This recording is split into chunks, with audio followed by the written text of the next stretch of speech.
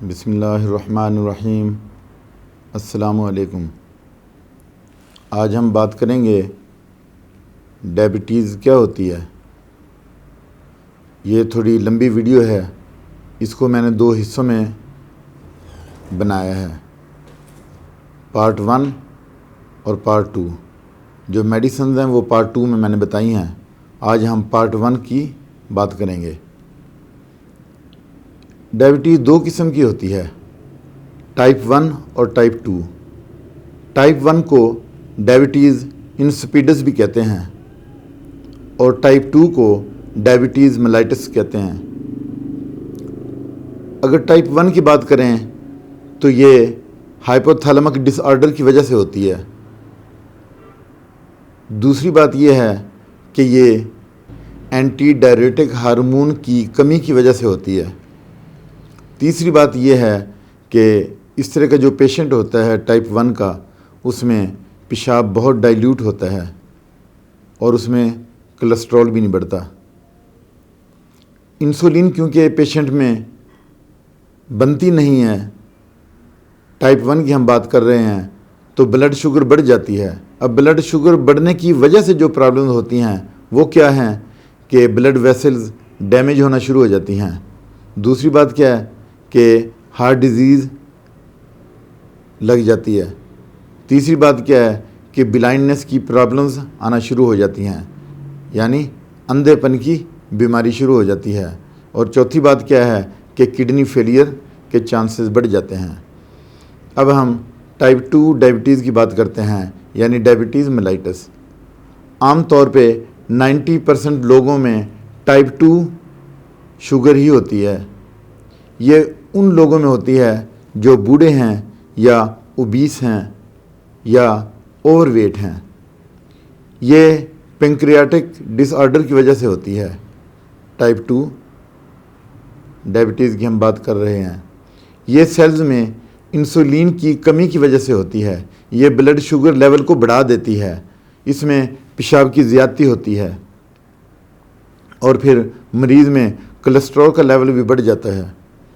اس میں بھوک بہت زیادہ لگتی ہے، کھانے کے باوجود پیشنٹ بھوکا رہتا ہے۔ ہم زیادہ ہی اس بات پہ زور دیں گے کہ انسولین کیا ہے، انسولین کا جو ہے فنکشن کیا ہے اور انسولین بڑھ جانے سے کیا پرابلمز ہوتی ہیں۔ انسولین کا جو فنکشن ہے وہ یہ کہ وہ بلڈ سے شوگر کو لے کے سیل تک پہنچاتی ہے۔ اس کے بعد پھر یہ جو انسولین ہارمون ہے یہ بیٹا سیل بناتے ہیں پینکریاز میں۔ پھر کھانا کھاتے ہی جسم میں شوگر کا لیول بڑھ جاتا ہے۔ خون میں زیادہ تر شوگر لیول انسولین ہی کم کرتی ہے، کیونکہ اس نے گلوکوز کو بلڈ سٹریم سے لے کے سیل تک پہنچانا ہوتا ہے، پھر آگے وہ توانائی بنتی ہے۔ اس کے بعد آپ کے جسم میں اگر لو لیول شوگر ہے تو اس کو لیول کرنے کے لیے گلوکاگون لیور سے سٹورڈ شوگر ریلیز کرنے کا کہتا ہے۔ اگر خون میں شوگر کا لیول بڑھ جائے تو انسولین کی پروڈکشن بھی بڑھ جاتی ہے۔ اب ہم دیکھتے ہیں کہ جو انسولین ہے یہ ریزسٹنس کیسے پیدا کرتی ہے۔ سیلز میں ریسیپٹرز لگے ہوتے ہیں جو ریزسٹ کرتے ہیں۔ سیل پہلے ہی کیونکہ فل ہیں، ان میں مزید گلوکوز جانے کی گنجائش نہیں ہے، اور ادھر لیور بھی فل ہے، اس میں بھی 100 گرام گلوکوز جا چکا ہے۔ تو اس طرح سے جب انسولین گلوکوز کو داخل کرنے کی کوشش کرتی ہے تو اس کے سیل کے ریسیپٹر اس کو ایکسیپٹ ہی نہیں کرتے، تو اس لیے وہ واپس بلڈ سٹریم میں چلی جاتی ہے، اور بلڈ سٹریم میں جو گلوکوز کا لیول ہے وہ بڑھتا جاتا ہے اور پھر وہ فیٹس میں کنورٹ ہوتی ہے اور پیشنٹ کو پرابلم ہوتی ہے۔ انسولین کے نقصانات کیا ہیں؟ اگر انسولین زیادہ ہو جاتی ہے جسم میں تو اس کے نقصانات کیا ہیں؟ ضرورت سے زیادہ انسولین خون کی نالیوں میں سوزش پیدا کرتی ہے۔ ضرورت سے زیادہ انسولین جو ہے وہ جوڑوں میں درد پیدا کرتی ہے، دماغی یادداشت ختم کرتی ہے، فالج کو بڑھاتی ہے۔ فرکٹوز اور تمام جو بازاری ڈرنکس ہیں یہ بہت خطرناک ہیں، یہ سب انسولین کو سٹیمولیٹ کرتے ہیں۔ اسی طرح سے انسولین اگر بڑھ جاتی ہے تو یہ کیا پرابلم پیدا کرتی ہے؟ انسولین کے بڑھ جانے سے کیا ہوتا ہے کہ اوبیسٹی ہوتی ہے اور بلڈ پریشر ہائی ہوتا ہے۔ تیسری بات کیا ہے کہ امپوٹنسی پیدا ہوتی ہے، اور پھر فیمیل میں PCOD کی بیماری پیدا ہو جاتی ہے، پولیسسٹک اوویرین ڈیزیز۔ پھر تھائرائڈ گلینڈ اس میں ڈس آرڈر ہو جاتا ہے اور وہ خرابیاں پیدا کرتا ہے۔ جن لوگوں کو یہ بیماریاں ہیں، یعنی جس کا بلڈ پریشر زیادہ ہے، اوبیسٹی ہے، امپوٹنسی ہے یا تھائرائڈ پرابلم ہے، تو ان میں شوگر بڑھنے کے چانسز زیادہ ہوتے ہیں، یعنی کسی بھی وقت ان کو شوگر کی بیماری ہو سکتی ہے۔ سٹریس انسولین کو بڑھاتی ہے، اور یہ بھی سٹریس سے ایک کارٹیسول ہارمون پیدا ہوتا ہے جو جسم میں انسولین کو بڑھاتا ہے، اور یہ بھی خطرناک ہے کہ ضرورت سے زیادہ انسولین جسم میں پیدا ہو۔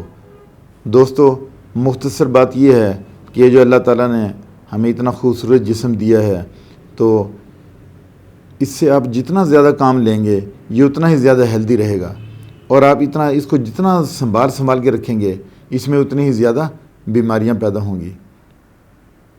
تو آپ لوگوں سے گزارش ہے کہ آپ اپنے روزمرہ جو آپ کے معمولات ہیں ان میں تبدیلی لائیں، اپنی ڈائٹ کا خیال رکھیں، اور پھر اپنے آپ کو تھوڑا سا ایکٹیو رکھیں۔ ہم جانتے ہیں کہ انسولین جو ہے وہ چربی، پانی اور شکر کا مجموعہ ہے، یعنی انسولین ان تینوں کو ہولڈ کر کے رکھتی ہے، یعنی چربی، پانی اور شکر کو ہولڈ کر کے رکھتی ہے۔ خون میں انسولین کی مقدار نارمل سے زیادہ رہنے کو ہائپوگلائسیمیا کہتے ہیں، اور خون میں انسولین کی مقدار نارمل سے کم رہنے کو ہائپوگلائسیمیا کہتے ہیں۔ ہائپر کا مطلب زیادہ، ہائپو کا مطلب کم۔ اب ہم سمٹم دیکھتے ہیں کہ پیشنٹ میں کیسے ہمیں پتہ چلتا ہے کہ اسے شوگر ہے۔ سب سے پہلے پالی یوریا، یعنی اسے 8 سے 10 مرتبہ پیشاب دن میں آتا ہے۔ دوسری بات پولی ڈپشیا، یعنی اسے پیاس بہت زیادہ لگتی ہے، پانی بار بار پینے کے باوجود اس کا منہ خشک رہتا ہے۔ تیسری بات کیا ہے کہ پولیفیزیا۔ پولیفیزیا میں کیا ہوتا ہے کہ بھوک زیادہ لگتی ہے اور بار بار کھانے کے باوجود بھی پیشنٹ بھوکا رہتا ہے۔ ابھی ہم چارٹ دیکھتے ہیں کہ نارمل شوگر کا کون سا چارٹ ہے جسے فالو کیا جائے۔ اس میں 3 چیزیں ہیں کہ فاسٹنگ میں ہم دیکھیں گے کہ نارمل شوگر کتنی ہونی چاہیے، پری ڈائبٹک کی کتنی ہونی چاہیے، اور ڈائبٹیز کی کتنی۔ فاسٹنگ میں نارمل شوگر 70 سے 100 mg/dl ہونی چاہیے، اور پری ڈائبٹک میں 101 سے 125 کے درمیان ہونی چاہیے۔ اگر آپ کی 125 سے زیادہ ہے یا 125 ہے تو آپ کو الرٹ ہو جانا چاہیے، اور آپ کی شوگر زیادہ ہے اور آپ کو شوگر کی بیماری لگ چکی ہے۔ پھر دوسری بات یہ ہے کہ ہم PP دیکھتے ہیں کہ پوسٹ میل میں کیا ہوتا ہے کہ آپ کی نارمل شوگر 70 اور 140 ہونی چاہیے، اور پری ڈائبٹیز میں 141 سے 200 تک ہونی چاہیے۔ پری ڈائبٹیز کا مطلب یہ ہے کہ آپ کو الرٹ ہو جانا چاہیے اس سٹیج پہ۔ اس کے بعد اگر 200 یا اس سے زیادہ ہے تو پھر آپ یہ سمجھ لیں کہ آپ کو شوگر لگ چکی ہے۔ انسانی جسم میں گلوکوز کم کرنے کا ایک اور طریقہ بھی ہے، وہ ہے فاسٹنگ کا۔ اللہ تعالیٰ نے ہمیں اتنا خوبصورت ایک فاسٹنگ کی شکل میں روزہ دیا ہے، کیونکہ اس میں کھانے کے اوقات ہوتے ہیں کہ آپ صبح 3 سے 4 کے درمیان کھاتے ہیں، سحری کرتے ہیں، اور 10 بجے تک یہ کھانا ہضم ہو چکا ہوتا ہے۔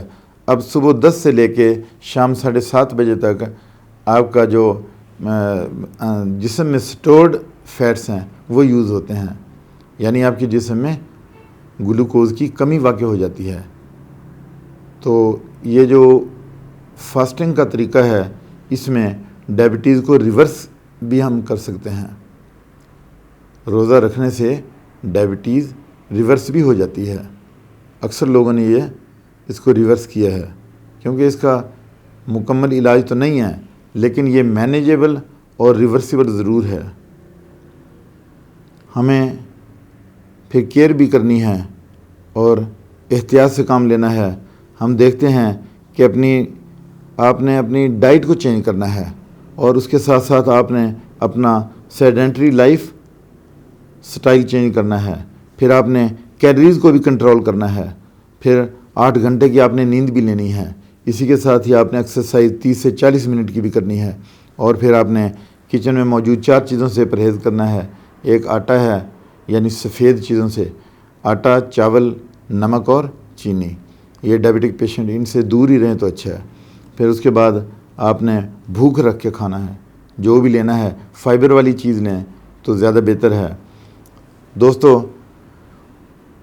ہومیو میڈیسن پارٹ 2 میں بتائی گئی ہے، لیکن میں یہاں پہ یہ بتانا چاہتا ہوں کہ جو ڈائبٹک پیشنٹس اپنی انگریزی ادویات جاری رکھے ہوئے ہیں، تو ساتھ ہی اگر وہ ہومیوپیتھک میڈیسن لینا چاہتے ہیں تو یہ جو انگلش میڈیسنز ہیں یہ نہیں چھوڑنی.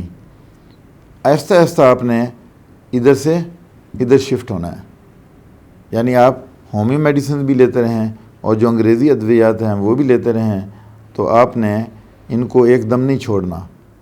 آہستہ آہستہ آپ ان کو چھوڑیں گے اور ہومیوپیتھک میڈیسن جاری رکھیں.